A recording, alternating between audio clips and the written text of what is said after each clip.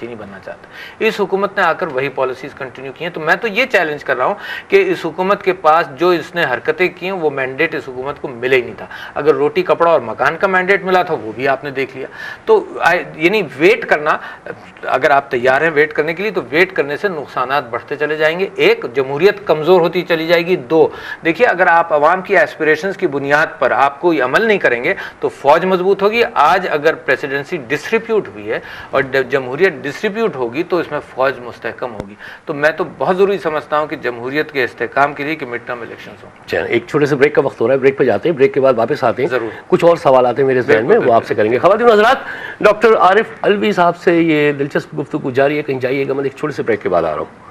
हमारे साथ मौजूद हैं पाकिस्तान तहरीक इंसाफ के secretary general doctor Arif Alvi साहब। ब्रेक पे जाने से पहले डॉक्टर साहब से बात हो रही थी मिड टर्म इलेक्शन की, और आपने सुना कि उनकी पार्टी का और उनका क्या स्टैंड पॉइंट है। डॉक्टर साहब थोड़ा सा और आगे बढ़ते हैं।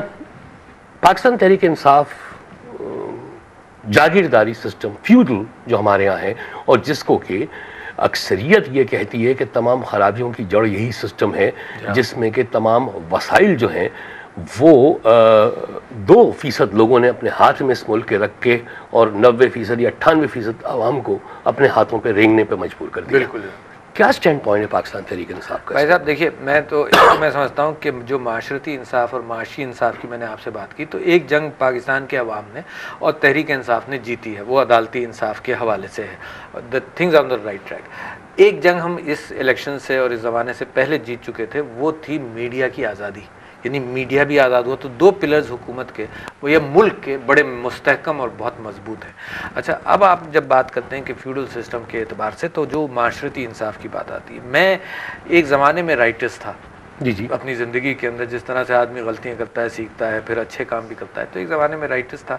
मगर जो माशरे के अंदर मैं जुल्म देखता चला आ रहा हूँ, तो मैं इकनॉमिक पॉलिसीज़ के एतबार से लेफ़्ट की तरफ टिल्ट हुआ हूँ।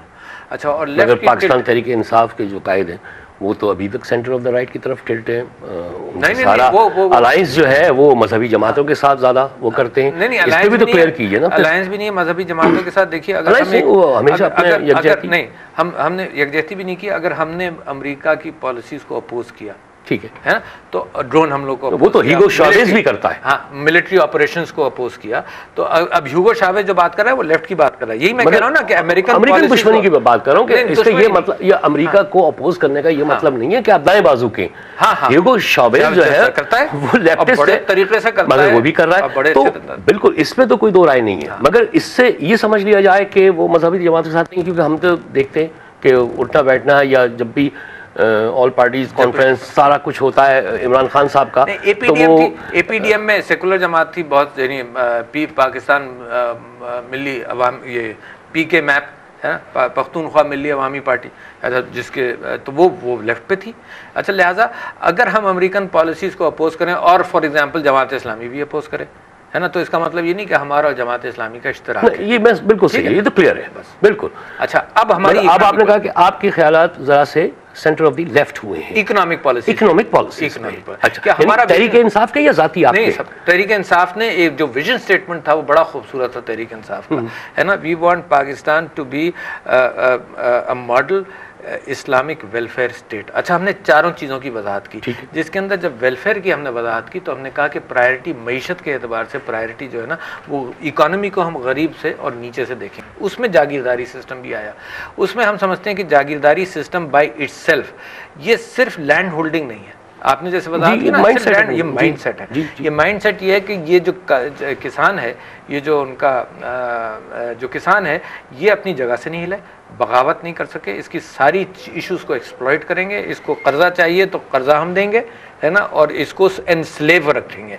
अच्छा, और इसको राइट्स नहीं देंगे। अच्छा, यही कैफियत कुछ पॉलिटिकल पार्टीज के अंदर भी आ गई। तो लिहाजा ये this not a matter of land holding, it's a mindset. It's a mindset ना, है ना। अच्छा, आपने कहा कि इस्लामिक मॉडर्न क्रिमिनल। भाई साहब, एनआरओ के अंदर तो बहुत सारे एनआरओ की बात नहीं कर रहा, उसमें नहीं ठीक, मैं अब दूसरे सब्जेक्ट पे आ रहा हूं। अच्छा, एक आदमी जो मास मर्डर करता है, जी मैं तो कह रहा हूं, मास मर्डर करता है, तो क्या वो क्रिमिनल है? बड़ी जस्टिफिकेशन। इमरान खान साहब, कराची के अंदर जो हालात, जिन हालात से हम गुजरे हैं, वहां पे मास मर्डर्स होते रहे, मगर पाकिस्तान में इस वक्त जो ये जो खुद कुछ हमले हो रहे हैं सब हो रहे हैं। अच्छा, आप उनकी बात, इमरान खान इमरान कराची की बात मत करो, नहीं करो, मैं तो पूरे मुल्क की इस पर बात कर रहा हूँ। इमरान खान साहब मुस्तकिल ये कह रहे हैं कि उनसे नेगोशिएट करें, वो आके न सिर्फ ये कि इनोसेंट लोगों को बम से उड़ाते और जिम्मेदारी भी कबूल कर लेते हैं। अंजुम नज़ीर साहब, तहरीक इंसाफ क्या क्रिमिनल से जाके नेगोशिएट करेगी? बिल्कुल आपने सही बात की, और ये मैं समझता हूँ बहुत अहम सवाल है। मैं समझता ये हूँ कि आप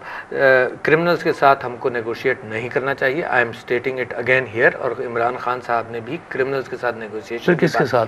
अच्छा, अमेरिका किसके साथ? वो तो कहते हैं तहरीक तालिबान से बात करूंगा, मैं महसूद से बात करूंगा। अगर यही आपने बात समझ ली तो सारी कौम ने समझ ली, है ना।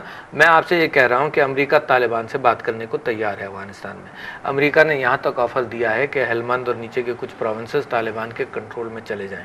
अच्छा, जब मैं स्कैंडिनेविया में किसी मुल्क के अंदर बोल रहा था तो एक अफगान औरत ने यह कहा कि जी ये तो इस काबिल नहीं है कि बात करें। मैंने कहा मगर ये है कितने अफगानिस्तान में? कहने लगी 40% है। मैंने कहा 40% को तुम मारोगी? तो कहने लगी नहीं। मैंने कहा फिर क्या करोगी? तो कहने लगा फिर बात करनी पड़ेगी।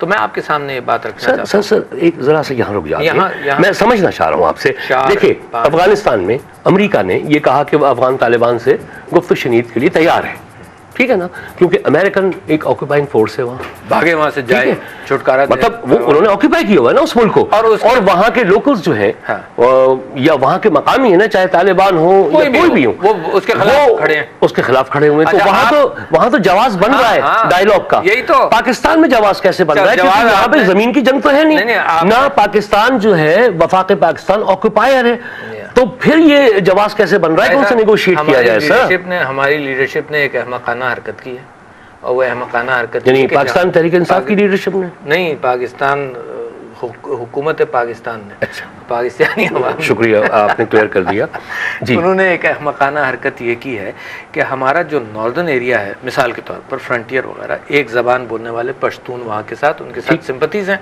इसी वजह से हम सोवियत यूनियन की जंग में फंसे हुए थे, क्योंकि सिंपथीज़ हैं हमारे अवाम के। हिंदुस्तान के तामिलों की, तमिलनाडु के एरिया की सिंपथीज़ थी सीलोन के साथ, श्रीलंका के तामिलों के साथ, लिहाजा हिंदुस्तान भी वहाँ फंसा रहा, ठीक है ना। फिलीपीन की जो मोरो कबाइल हैं उनकी सिंपथीज है मुसलमान मलेशिया के साथ, या थाईलैंड के जो कबाइल हैं उनकी, तो लिहाजा वो पड़ोसी मुल्क हमेशा इन्वॉल्व रहता है क्योंकि पॉपुलेशन अक्रॉस रहती है। पाकिस्तान ने एक अहमकाना हरकत ये की कि जिस अंदाज से अमेरिका को सपोर्ट किया उसने अफगानिस्तान में लोगों को मारने के लिए, तो पाकिस्तान में भी एक तालिबान का अंसर आया, उसने कहा ये मत करो, ठीक है ना। एक दूसरे ये कि जब आपने जाकर अपना फौज जो है ना, फौज बिल्कुल ऐसी है जैसे सर्जन सर्जरी कर रहा हो ना, आप सर्जन को वो दें, वो जो कसाई वाला बोदा और कहें तुम सर्जरी करो, तो सर्जन तो वैसे ही करेगा ना, ये सर्जन भी वैसे ही करेगा। तो मैं समझता ये हूँ कि जो टेररिस्ट मूवमेंट्स होते हैं या गुरिल्ला मूवमेंट्स होते हैं, उसका हथियार फौज के पास नहीं होता। तो सिविलियन सोसाइटीज़ के अंदर जब फौज काम करती है तो नुकसान बहुत होता है, जब कोलैटरल डैमेज होता है तो उससे मामला बढ़ता जा रहा है। तो मैं आपके सामने ये बात रखना चाहता हूँ, जो पाकिस्तान की हुकूमत ने की, मैंने कोई नई बात नहीं की। पाकिस्तान की हुकूमत ने एक दिन ये कहा और एक हफ्ते तक वो राग अलापा कि नेगोशिएशंस के अलावा कोई चारा ही नहीं है। अच्छा, सारी कौम को, सारी हुकूमत ये कहती रही कि नेगोशिएशंस के अलावा कोई चारा नहीं, जबकि अमेरिकन कह रहा था नेगोशिएट मत करो। अच्छा, हमने मायदा किया और ऑन फ्लिम्जी ग्राउंड्स वो मायदा ख़त्म हुआ। हालांकि उसमें जमहूरियत की कामयाबी हुई। अंजुम साहब, कामयाबी क्या हुई जमहूरियत की कि जो सूफ़ी मोहम्मद साहब थे उन्होंने जो तकरीर की उसमें वो नंगे हो गया सारा मामला, उन्होंने पलट लिया, ठीक है ना। अच्छा, ये जमहूरियत की जीत थी कि कभी सूफ़ी मोहम्मद का वो रूप किसी ने नहीं देखा था, वो बहरूप था, है ना। जब लोगों ने रूप देखा तो पहली मर्तबा पाकिस्तान की और हिंदुस्तान की तारीख में तबलीगी जमात जो कभी सियासी बयान नहीं देती, उसने उनके खिलाफ बयान दिया, है ना। जमात इस्लामी जिसको आप मजबूर भी करें कि बयान दो उनके खिलाफ, उसने नहीं दिया कभी, उसने बयान उसके खिलाफ दिया। सब लोगों ने उसके खिलाफ बयान दिया बिकॉज वी रिकॉग्नाइज्ड इट। हालिया अभी उलमा मशाइख की कॉन्फ्रेंस हुई है, उन्होंने सुसाइड बॉम्बर्स के लिए स्टेटमेंट फतवा दिया है। अच्छा, मगर तो क्या उन लोगों से जिनको कि उलमा ने भी फतवा दे दिया है, इमरान खान साहब नेगोशिएट करने की बात करें, नेगोशिएट किससे करें मुझे ये बताइए। मैं ये समझना चाह रहा हूँ, एक आम कबायली से उससे नेगोशिएट करना बेकार है, वो तो इतना ही मजलूम है जितने के यानी हो सकते। मगर 5 किस्म के तालिबान एक लेवल है, जैसे मुसलमान एक लेवल है जो मगरिब में अब यूज होता है एज इक्वल टू टेररिस्ट, ठीक है ना। तो यहाँ पर भी तालिबान एक लेवल है, पाकिस्तान के तालिबान भी एक लेवल है जिसमें ड्रग लॉर्ड्स भी आ गए, जिसमें क्रिमिनल्स भी आ गए, जिसमें एक्सट्रीम राइटेस्ट एलिमेंट भी आ गया, फंडामेंटलिस्ट भी आ गया।